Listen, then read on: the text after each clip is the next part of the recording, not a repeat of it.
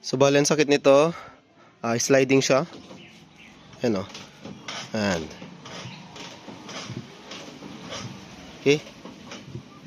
So ang gagawin natin ngayon, baklasin natin tong kolong-kolong. Tapos check natin yung panggilid nito dito. Okay, tara.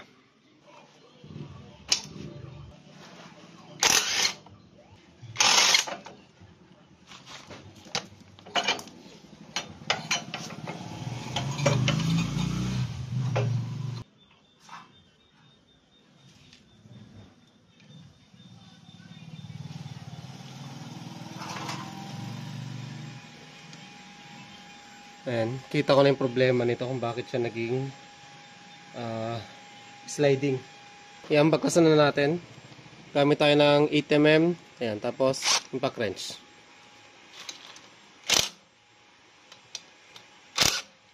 Criss-cross tayo.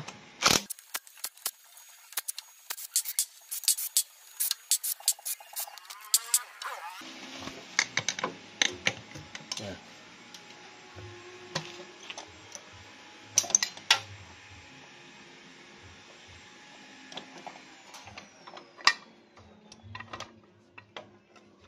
So, mapapansin nyo, ito yung panggilid niya, sobrang itim. Talagang kulang to sa maintenance, kaya mabilis lang din na lining.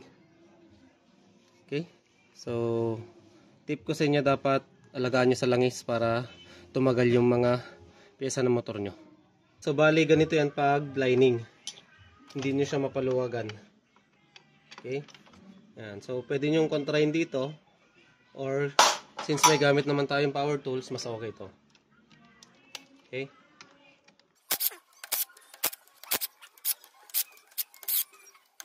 So dapat sabay yan para okay yung spring natin.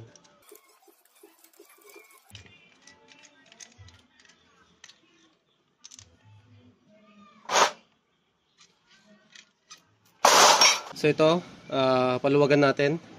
Gamit kayo ng castle wrench, ganito. Tapos ito, ang pagpaluwag dito, paharap, clockwise. Okay? Dito ang ikot para lumuwag siya. Ganyan. Okay, tara.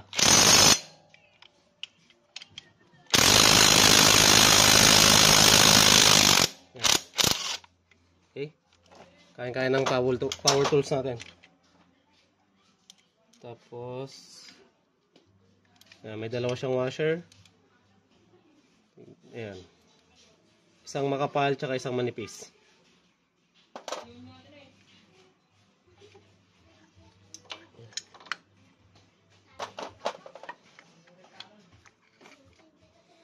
Okay. Check natin. Sobrang sunog na to.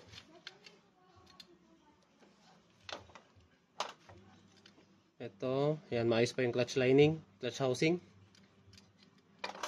Pero itong lining, sobrang sunog. Pansin naman sa langis. Ayun, may tama na. Ito, oh, laki ng tama rito.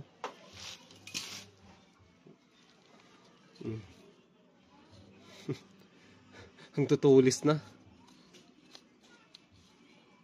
Ayan, so i-focus nga natin. Ayan, oh, sobrang tulis nito. Grabe. Kita nyo naman yung kain ng lining. Ayan, oh. Ang dami niyang groove. Check natin tong... Ayan, dapat ganito lang siya. Ito ay smooth. Ayan.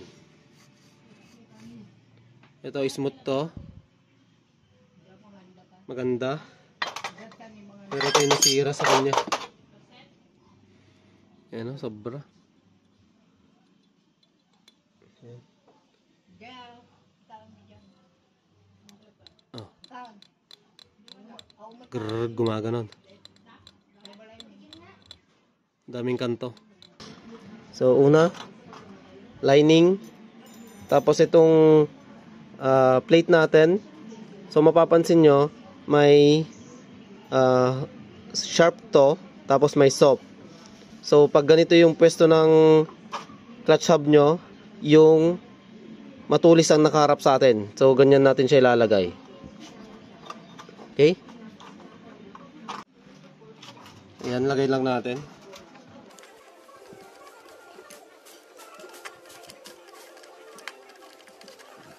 Ikot-ikot nyo lang siya na ganito. Ayan, di ba? Ayan. Tapos yung isa naka-guide naman dito. Okay? Ang tamang higpit natin dito ay 10 Newton meter. Okay? So ito yung torque wrench natin. 1, 2. Okay? So maganda rito, tama lahat yung higpit. Ibig sabihin balance yung higpit ng mga springs. Kaya balance din yung kain sa ating clutch linings. Ayan, lagay na rin natin tong bolt. So unahin nyo yung makapal na washer. Ayan. Tapos may manipis na nakapaumbok. Yung nakapaumbok, yun yung nakaharap sa atin. Or nakapalabas dito. Tapos itong castle nut natin. 1, 2, 3. Ayan. Sasagad naman yan. Pag alam nyo nang hindi na umiikot talaga, tama na higpit na. Okay? Tapos lagay nyo na to. Ayan. Tapos syempre itong mga dowel pin. Ayan. Ayan. So pag nalagay nyo, ganito nyo, tignan kung nakapesto yung clutch nyo. Ayan. Dapat gumagalaw to pag ginalaw nyo yan. Ayan. Bumubuka. Okay? Goods na yan. Tapos lagay natin lahat ng tornilyo. Ngayon ang tamang higpit dito ay 10 Newton meter. Okay? So 8 tong bolts na to. Tapos ayan, nakaset na to ng 10 Newton meter. Okay? Criss-cross tayo.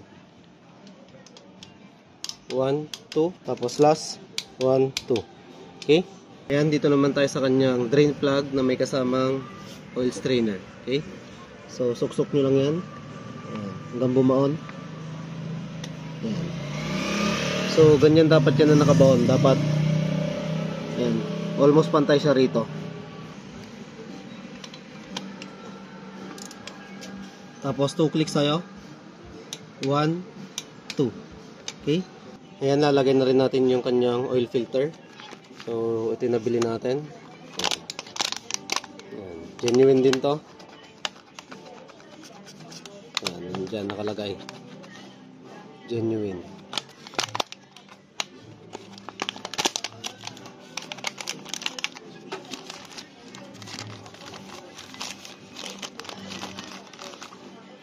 Ayan. So ganito yung tsura, tapos yan yung code. Okay. So madali lang naman to. Langisan nyo rito. Ayan. Pasok nyo. Okay. Tapos itong cover, ayan, may marking dyan. Dito nyo tatapat yan para hindi magkabaliktad. So syempre dito meron din tayong tamang higpit, which is 10 Newton meter yung tatlong bolt na yan. 1, 2. Okay? So tamang higpit na yan, wala na rin tatagas dito. Okay, goods. Okay, yung 0 nakatapat na sa 15. Lock natin itong knob. Tapos 2 clicks tayo.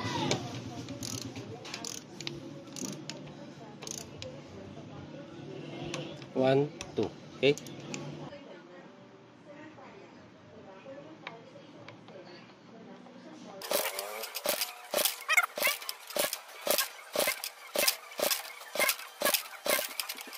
Okay, tanda rin natin.